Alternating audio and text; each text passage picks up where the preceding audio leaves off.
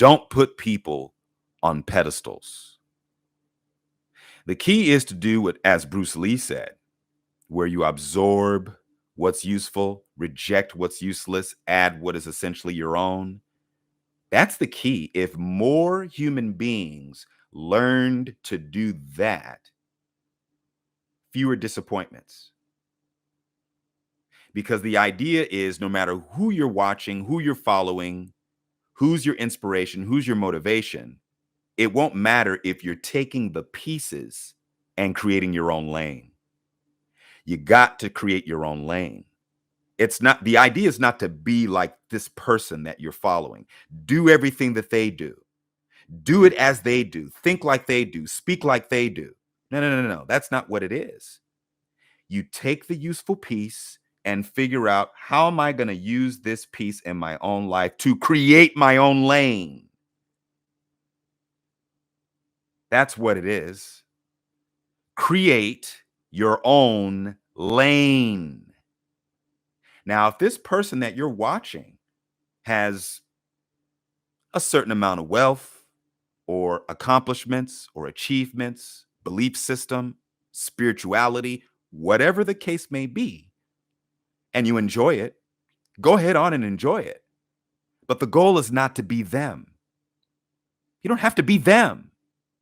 Him, her, whatever pronoun you want to use. You don't have to be what you are witnessing. Take the useful pieces. Between 1990 and 2000, there was a loss in translation. There was. The biggest void you could possibly imagine was between 1990 and 2000. Because notice, right as the 2000s came in, 21st century hits, the development of social media, it takes off after 2010, and look at where we are now.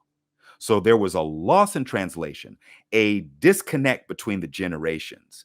All of the useful things from our great-grandparents were not properly translated to the new generation. There was a loss. And so now there's a void. And that void is being filled up with the current members of the social media circle. And people are latching on to it. They're latching on to it because of that void, a big gap between the generations. And with this big gap, you have this lack of respect for the previous generation, this lack of understanding, right? There's a deep-rooted understanding that didn't get passed on. And so you have the generations of today who frown upon the previous generations. I had a conversation with a young person who was attending college, and this was the idea that I got. And I've had other conversations. There seems to be a gap. There was something missing there. In some instances, you could say that Generation X dropped the ball or dropped the torch, wasn't properly passed, because there was this comfort with, I don't want you to work as hard as grandma did or great grandpa did. Anyway, putting people on pedestals is never a good idea, because you will set yourself up for disappointment. To worship anyone on the earth will always give you disappointment, because there is no one on this earth that is beyond reproach. No one, no man, no woman. It should be right in the middle. That's where it should be. That's the comfortable place to be, right in the middle. Okay? If you disagree with someone, you don't hate them because you disagree. And if you agree with someone, you don't worship them just because you agree with them. Right there in the middle. That's the safe spot to be, because you're not disappointed, right? And then if you disagree with someone, you're not pulling hair out of your head. Well, I don't have any hair. But anyway, you get my point. You're not losing it. Create your own lane. Create your own lane. Take the useful pieces. There's always something useful.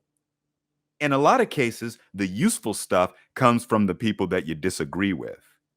We have a culture right now that hasn't been taught this. They're not being taught that the people that you disagree with are just as valuable. They haven't been taught this, so they shun it.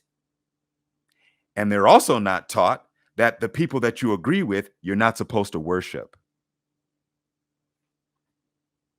Social media is not teaching this. So here I am. And I'm just sharing this in hopes that you take it and put it to use. That's the idea. You don't have to do what I do. You don't have to speak as I speak. Just same thing. Student to life. Ooh, interesting. Wow, high earner. Or person who's very spiritual. Or person who's very fit. Or person who has studied the English language to that level. Ooh, let me take that piece right there. Ooh, let me take the piece of being more disciplined and focused. Ooh, let me take that piece of being more confident. Ooh, yeah, I could use that. Create your own lane. Don't put people on pedestals. Create your own lane. Don't put people on pedestals. What is down here on the earth is temporary, speaking on a spiritual level, because there's the human level and the spiritual level. So many people invest in the human level. All human level, human level, human level.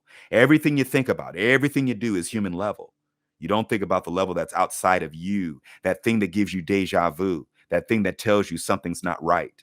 See, that's a deeper level to your existence that you ignore. But that's the most powerful part of you. If more human beings would focus on the most powerful part of themselves, then the disappointments would not hurt as much. The stress would not encase your entire being, take up all the energy in your brain. You would have elevation more often. You would flow within the human experience with fewer issues. Depression would not exist.